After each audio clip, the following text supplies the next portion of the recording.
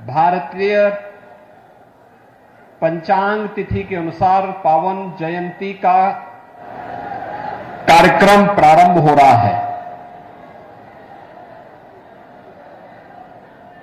इस अवसर पर उपस्थित किसान गोष्ठी कार्यक्रम में मंच पर उपस्थित प्रदेश सरकार में मेरे सहयोगी मंत्री चौधरी लक्ष्मी नारायण जी, लोकप्रिय सांसद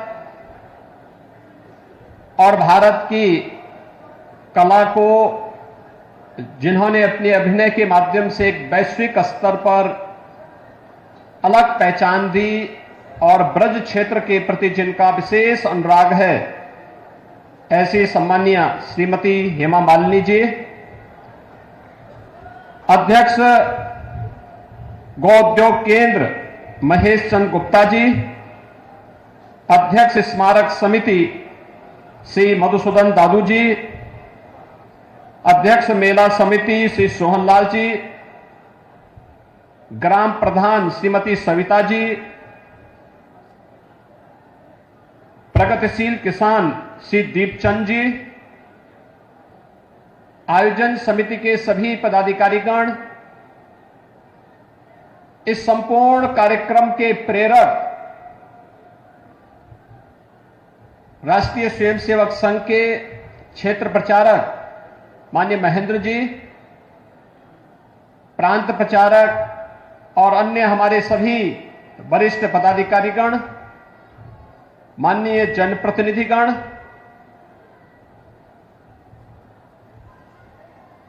भारी संख्या में आए हुए हमारे सभी अन्नदाता किसान भाइयों बहनों, पंडित दीनदयाल उपाध्याय जी की इस पैतृक भूमि फरह में आयोजित उनकी पावन जयंती कार्यक्रम के अवसर पर आयोजित इस मेले में मैं प्रदेश सरकार की ओर से आप सबका हृदय से अभिनंदन करते हुए भारत माता के इस महान सपूत के चरणों में नमन करते हुए उन्हें विनम्र श्रद्धांजलि अर्पित करता हूं। भाइयों बहनों, हम अंग्रेजी तिथि के अनुसार 25 सितंबर की तिथि को पंडित दीनदयाल उपाध्याय जी के जन्मदिन के रूप में मनाते हैं, लेकिन जब हम पंचांग की तिथि के अनुसार जाते हैं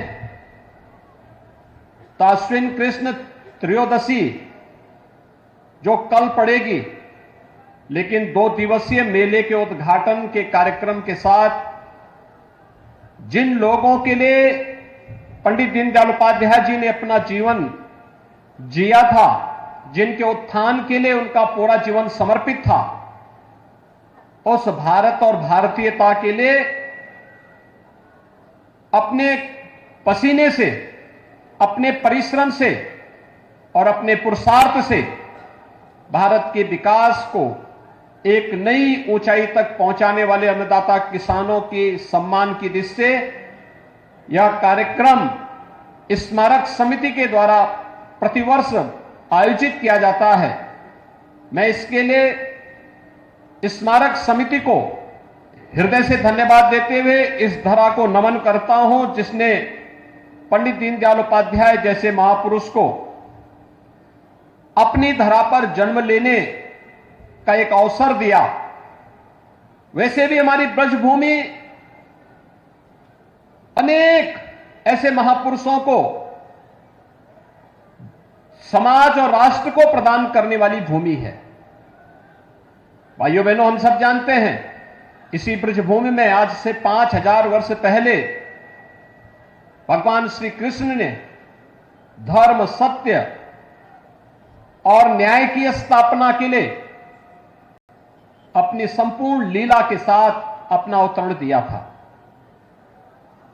आज भी उनके द्वारा कुरुक्षेत्र के मैदान में कही गई जो उपदेश थे, वे भी आज 5000 वर्षों के बाद भी उतने ही प्रासंगिक बने हुए हैं जितने 5000 वर्ष पहले थे।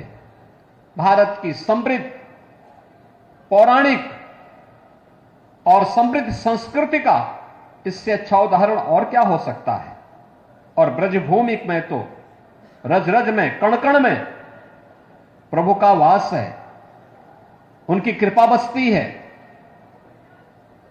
उनकी स्मृतियां जुड़ी हुई है, देश और दुनिया यहां आती है। ब्रज तीर्थ विकास परिषद के माध्यम से जहां डबल इंजन की सरकार इस कार्यक्रम को एक नई ऊंचाई की ओर ले जाना चाहती है, वहीं हम सबका सौभाग्य है कि आज जिस विचार प्रवाह के साथ हम जुड़ करके प्रधानमंत्री मोदी जी के नेतृत्व में भारत को विकास की नई ऊंचाइयों तक पहुंचाने के लिए कार्य कर रहे हैं,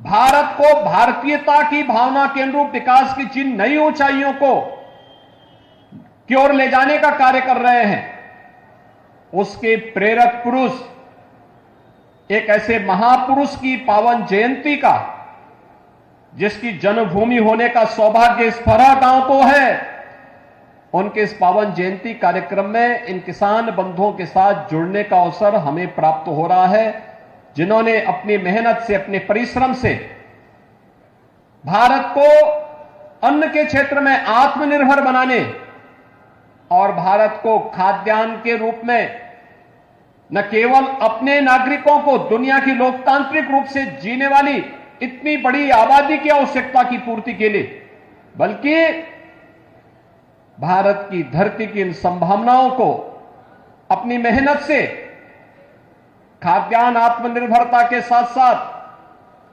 अतिरिक्त खाद्यान्न को हम दुनिया के देशों में भी निर्यात कर सकें, उन सभी अन्नदाता किसान भाई और बहनों के साथ आज संवाद बनाने का एक कार्यक्रम करने का मुझे सौभाग्य प्राप्त हुआ है।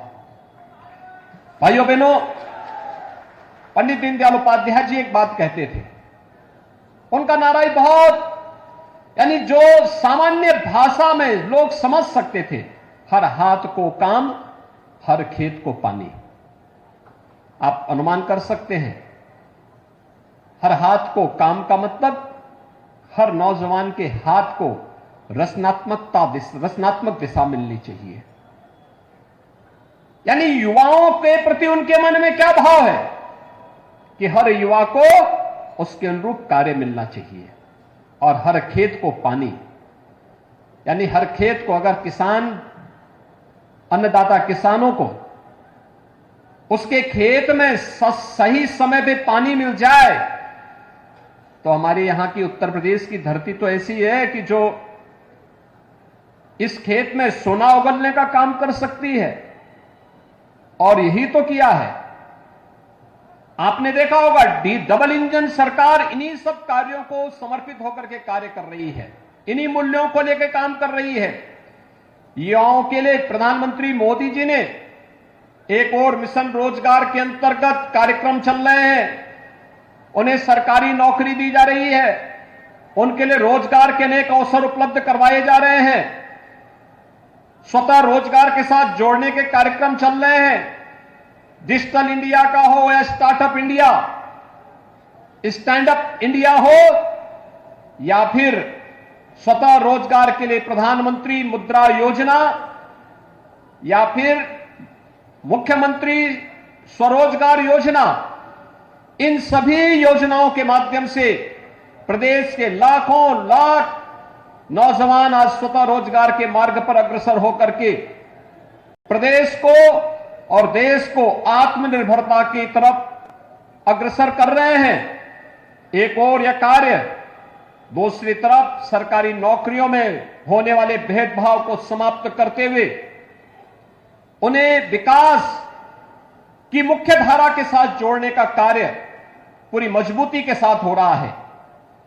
स्किल डेवलपमेंट मिशन के अंतर्गत भी स्थानीय आवश्यकताओं के अनुरूप रोजगार की उपलब्धता के अनुरूप पाठ्यक्रम संचालित किए जा रहे हैं, और उसके माध्यम से आत्मनिर्भरता के इस लक्ष्य को प्राप्त करने के अनेक कार्यक्रम चल रहे हैं।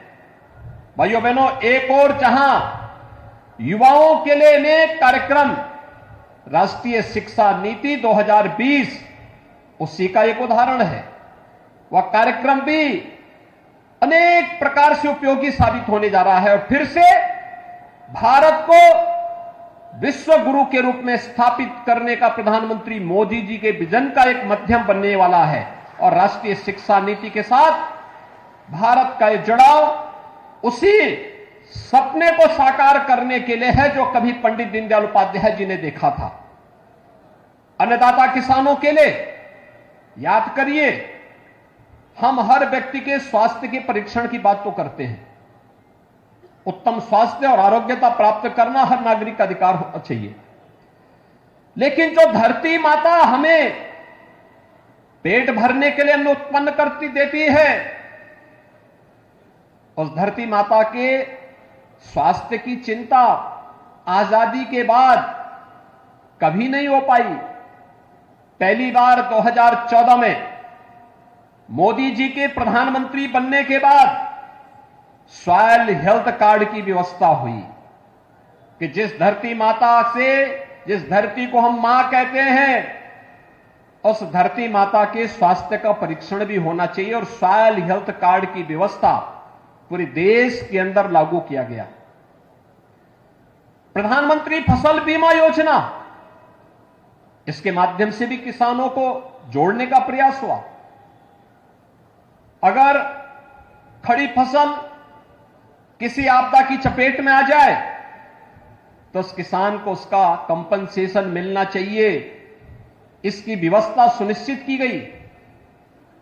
प्रधानमंत्री कृषि सिंचाई योजना, अकेले उत्तर प्रदेश ने पिछले 6 वर्ष में लगभग 22 लाख हेक्टेयर भूमि को अतिरिक्त सिंचाई की सुविधा उपलब्ध करवाई है।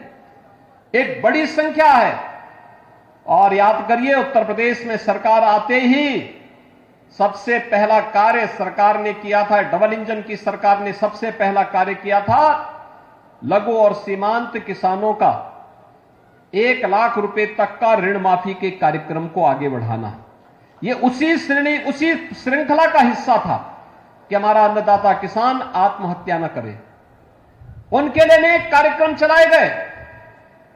एमएसपी, लागत का 1.5 गुना दाम मिले, आजादी के बाद पहली बार यह प्रभावी ढंग से लागू हो पाया तो हमारे अन्नदाता किसानों का सम्मान बना रहे, इसके लिए प्रधानमंत्री किसान सम्मान निधि, उत्तर प्रदेश के अंदर 2,62,00,000 किसान अब तक प्रधानमंत्री किसान सम्मान निधि के माध्यम से 60,000 करोड़ रुपए से अधिक की राशि सीधे डीबीटी के माध्यम से उन अन्नदाता किसानों के खाते में जा चुका है। साल भर में हर किसान के खाते में 6,000 रुपए की राशि 3 किस्तों में उनके खाते में सतत पहुंच रही है। एक प्रक्रिया, किसान खुशहाल होगा तो देश खुशहाल होगा। और यही तो बात कही थी पंडित दीनदयाल उपाध्याय जी ने कि आर्थिक समृद्धि का मापन आर्थिक रूप से समृद्धि की ऊंचाई पर पहुंचे हुए व्यक्ति से नहीं, बल्कि सबसे नीचे पायदान पर बैठे हुए एक व्यक्ति से की जानी चाहिए। और भारत को समृद्धि के पथ पर अग्रसर करने के लिए प्रधानमंत्री जी ने माध्यम बनाया। गांव को, गरीब को, किसान को, नौजवान को, महिलाओं को, समाज के उस वंचित तबके को जो अब तक योजनाओं से किन्हीं कारणों से वंचित था। भाइयों बहनों, अपने पूर्वजों के प्रति हम इस पूरे पक्ष में पितरों के प्रति तर्पण का कार्यक्रम, श्राद्ध का कार्यक्रम करते हैं। दुनिया के अंदर अन्यत्र यह देखने को नहीं मिलता होगा, लेकिन सनातन धर्म की परंपरा में होता है कि हम इस पक्ष में अपने पूर्वजों के प्रति कृतज्ञता ज्ञापित करने के लिए उन्हें तर्पण देते हैं। इसका माध्यम कृतज्ञता ज्ञापित करने का एक माध्यम है, लेकिन उनके आदर्शों को अपने जीवन में अंगीकार करना और उसको व्यवहारिक धरातल पर उतार करके उनके सपनों को साकार करना, यह भी कृतज्ञता का एक सशक्त माध्यम है। और आज डबल इंजन की सरकार उसी कृतज्ञता को ज्ञापन करने का एक माध्यम इस रूप में आगे बढ़ाने का कार्य कर रही है। भाइयों बहनों, आपने देखा होगा सरकार ने अनेक कदम उठाए हैं। अब तक 2,17,000 करोड़ रुपए का गन्ना किसानों के गन्ना मूल्य का जहां भुगतान हुआ है, वहीं इसी मथुरा जनपद में छाता चीनी मिल के पुनरुद्धार के कार्यक्रम को भी सरकार तेजी के साथ आगे बढ़ाने जा रही है। इस कार्यक्रम को हम लोगों ने अपने हाथों में लेकर के इस कार्यक्रम को हम आगे बढ़ा रहे हैं। मथुरा, वृंदावन, बरसाना, गोकुल, नंदगांव आदि पवित्र स्थलों को तीर्थ क्षेत्र के रूप में विकसित करने की कार्रवाई युद्ध स्तर पर बढ़ रही है। निवेश की नई संभावनाओं को आगे बढ़ाया जा रहा है। कोसी कला में फूड प्रोसेसिंग का एक बड़ा केंद्र गत वर्ष स्थापित हो गया और अभी आलू प्रोसेसिंग का भी एक नया सेंटर आगरा में स्थापित होने जा रहा है। ये सभी इन किसानों के लिए जीवन में व्यापक परिवर्तन के माध्यम बनने जा रहे हैं। भाइयों बहनों, आज हम सब अपने अन्नदाता किसानों की समृद्धि के लिए पूरी तत्परता के साथ कार्य करते हुए इस अभियान को आगे बढ़ाने के लिए कृतसंकल्पित हैं। मुझे बहुत अच्छा लगा, अभी मैं यहां पर, मेरा सौभाग्य है, मुझे इससे पहले भी कई बार दीनदयाल धाम में आने का सौभाग्य प्राप्त हुआ और मैंने यहां पर देखा है।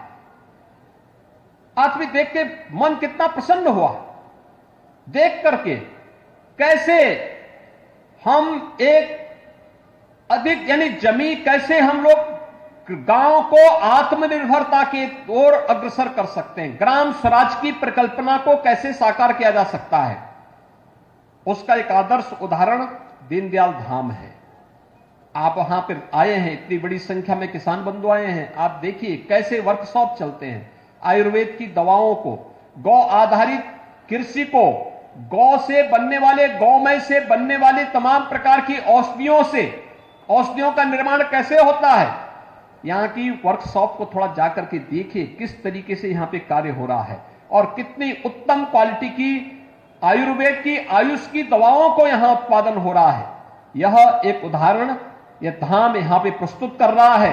तो गौ अनुसंधान केंद्र को एक नए सिरे से प्रस्तुत करके गौ माता के प्रति जो भारत की सनातन परंपरा रही है, एक और हम गौ को मां कहते हैं और दूसरी तरफ सड़कों पे छोड़ देते हैं, लेकिन इस चुनौती को स्वीकार किया है इस धाम ने कि नहीं, अगर गौ माता है और भारतीय परंपरा कहती है, हमारे शास्त्र कहते हैं सर्वे देवास्थिता देहे सर्वदेव मही ही गो, अगर सभी देवी देवताओं का निवास इस गौ माता में है तो इसके संरक्षण का कार्य भी और इसके संवर्धन का दायित्व भी हम उठाएंगे और इसके लिए अनुसंधान केंद्र खोल करके नस्ल को सुधार के साथ साथ गौ माता के एक एक उत्पाद से कैसे हम उपयोगी बना सकते हैं समाज को और उसके माध्यम से हर किसान को कैसे आत्मनिर्भर बना सकते हैं, इस कार्यक्रम का दायित्व भी इन्होंने लिया है। और मैं चाहूंगा कि इस धाम को, इसके लिए एक बार जो यहां पे दीनदयाल उपाध्याय वेटनरी विश्वविद्यालय है, विश्वविद्यालय के साथ भी एमओयू करते हुए इस कार्यक्रम को आगे बढ़ाएंगे तो यह कार्यक्रम बहुत तेजी के साथ आगे बढ़ पाएगा और इस कार्यक्रम को मजबूती के साथ आगे बढ़ाने में मदद मिल पाएगी। भाइयों बहनों, जब मैं यहां पे आया सुबह तो मेरे सामने अनेक प्रस्ताव आए थे। एक प्रस्ताव यह भी आया कि यहां के युवाओं को आर्मी में, पुलिस में भर्ती करने के लिए एक नए प्रयास किए जाने चाहिए। हमारी सरकार ने कुछ तय किए हैं, हर गांव में खेल का मैदान हो, ग्राम प्रधान निधि के पैसे का उपयोग, प्राथमिकताएं तय की गई, गांव को आत्मनिर्भर बनाने की दिशा में प्रयास होने चाहिए। इसके लिए हमारा प्रयास होना चाहिए, गांव में खेल का मैदान हो, ओपन जिम का निर्माण हो, ब्लॉक स्तर पर एक मिनी स्टेडियम का निर्माण हो, हर जनपद में एक स्टेडियम का निर्माण हो, युवक मंगल दल और महिला मंगल दल को सरकार के स्तर पर स्पोर्ट्स किट उपलब्ध करवाए गए हैं, खेलकूद की गतिविधियों को हम तेजी से आगे बढ़ा सकें। वैश्विक मंच पर आज खेलकूद की प्रतियोगिताएं उस देश की शक्ति और सामर्थ्य का प्रदर्शन करती हैं। अभी एशियन गेम में आपने देखा होगा, गत एशियन गेम में भारत ने केवल 70 मेडल जीते थे और इस बार प्रधानमंत्री मोदी जी ने जो प्रोत्साहन दिया खेलो इंडिया खेलो के माध्यम से, फिट इंडिया मूवमेंट के माध्यम से, सांसद खेलकूद प्रतियोगिता के माध्यम से, आज उसका परिणाम हम सबके सामने है।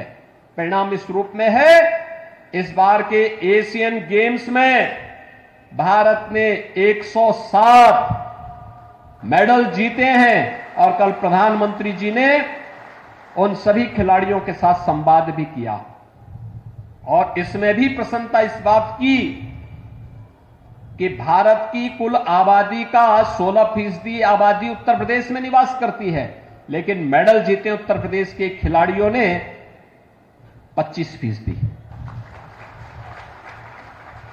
इस दिशा में हमें और अच्छे प्रयास को आगे बढ़ाना है और उस प्रयास के लिए एक मिनी स्टेडियम फरौह में बने, इसके लिए हम राज्य सरकार की तरफ से धनराशि उपलब्ध करवाएंगे, जिससे यहां पे नौजवानों के प्रशिक्षण के साथ साथ यहां पर स्टेडियम के निर्माण के कार्यक्रमों को आगे बढ़ाना, तेजी के साथ इस व्यवस्था को आगे बढ़ाना, यहां की जो वर्कशॉप है जिसमें औषधियों की उत्तम औषधियों के निर्माण की कार्रवाई चल रही है, उत्तर प्रदेश के आयुष विभाग के साथ एक समन्वय करते हुए ये इस कार्यक्रम को आगे बढ़ाएंगे तो इनको एक मार्केट भी मिलेगा और एक मंच भी मिल पाएगा।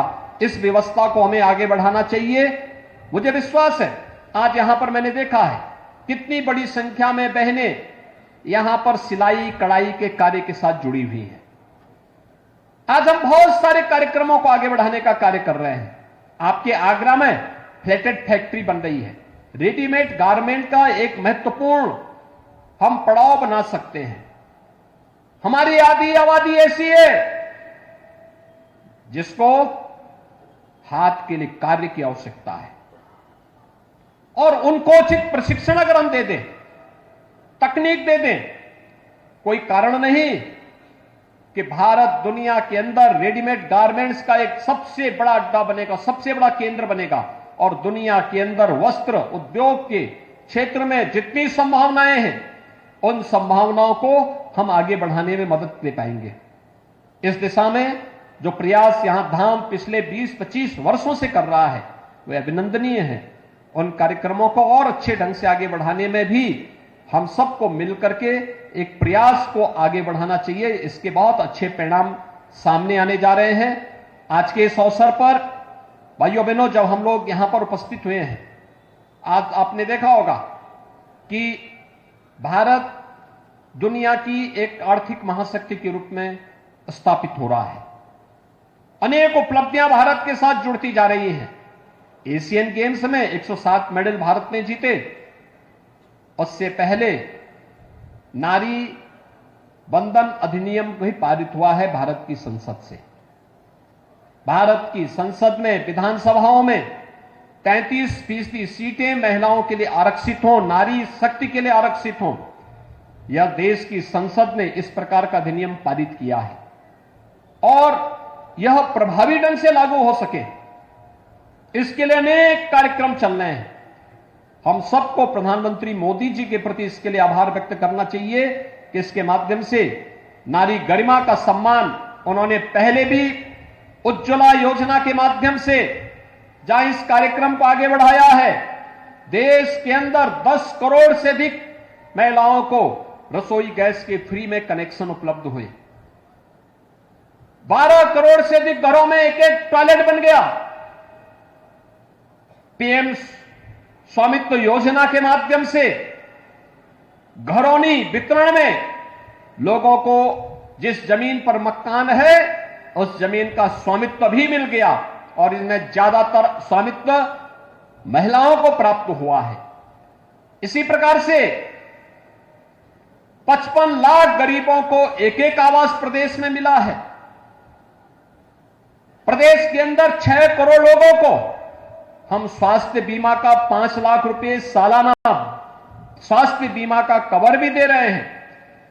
ये ऐसे अनेक कार्यक्रम हैं जो रचनात्मकता को तो आगे बढ़ाने का कार्य कर ही रहे हैं, लेकिन साथ साथ एक और बात जो हम सबके सामने है, सामान्य दिनों में लोग घोषणा करते हैं, आपने देखा होगा 4-5 राज्यों के चुनाव होने जा रहे हैं और विपक्षी दलों में ऐसी भगदड़ मची हुई है, चुनाव आते हैं तो इनको तब लोक कल्याण याद आता है, तब गरीब कल्याण याद आता है, तब जातियां याद आती हैं। 4-4.5 वर्षीय लोग चुपचाप सोए रहते हैं, लेकिन प्रधानमंत्री मोदी जी ने तो ये सभी कार्य समयबद्ध तरीके से पूरे देश के अंदर बिना भेदभाव के सभी लोगों तक उपलब्ध कराने का कार्य किया है, मजबूती के साथ उस कार्यक्रम को आगे बढ़ाया है। और आज उन्हीं कार्यक्रमों की श्रृंखला को आगे बढ़ाते हुए दुनिया के मानवता के सामने सबसे बड़ा संकट आया था कोरोना कालखंड। जब कोरोना ने दस्तक दी थी, ऐसा लगता था जैसे मानवीय सभ्यता ही समाप्त हो जाएगी। भाइयों बहनों, कोरोना कालखंड में देश की लीडरशिप की ओर से प्रधानमंत्री जी ने जिस प्रकार का यशस्वी नेतृत्व दिया था, वह किसी से छुपा हुआ नहीं है। हर व्यक्ति को उसकी आवश्यकता के अनुरूप लॉकडाउन के बावजूद उन सभी समस्याओं का समाधान करने का प्रयास किया था जो उसके सामने तात्कालिक रूप से आ रही थी। फ्री में टेस्ट, फ्री में उपचार, फ्री में वैक्सीन, और देश के अंदर 80 करोड़ लोगों को फ्री में राशन की सुविधा भी आज भी चल रही है, आज भी व्यवस्था सबको प्राप्त हो रही है।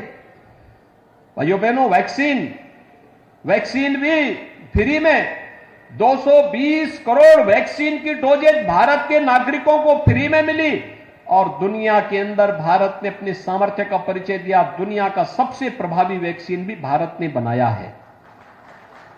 यह भारत के नए भारत के सामर्थ्य को प्रदर्शित करता है, और नए भारत के सामर्थ्य के साथ हम सबको जुड़ना चाहिए। पंडित दीनदयाल उपाध्याय जी की कृपा, उनका आशीर्वाद है, बांके बिहारी की कृपा है, राधे रानी का आशीर्वाद है हम सबके साथ में, यमुना मैया का आशीर्वाद भी हम सबके साथ में है। हमें सफलता अवश्य प्राप्त होनी है, इसमें कोई संदेह नहीं होना चाहिए।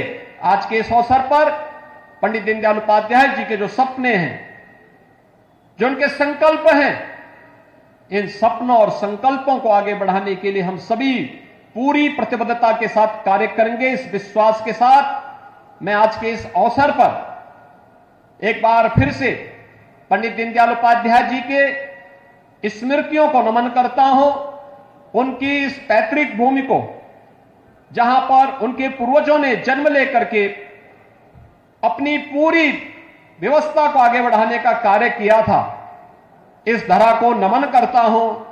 पंडित दीनदयाल उपाध्याय जी के पावन जयंती कार्यक्रम के अवसर पर उन्हें विनम्र श्रद्धांजलि अर्पित करता हूं, और विश्वास इस बात के लिए आप सबको आश्वस्त करता हूं कि डबल इंजन की सरकार बिना भेदभाव के पंडित जी के सपनों को साकार करने के लिए पूरी प्रतिबद्धता के साथ, पूरी ईमानदारी के साथ कार्य करेगी। आप सबके प्रति मेरी शुभकामनाएं। धन्यवाद। जय हिंद।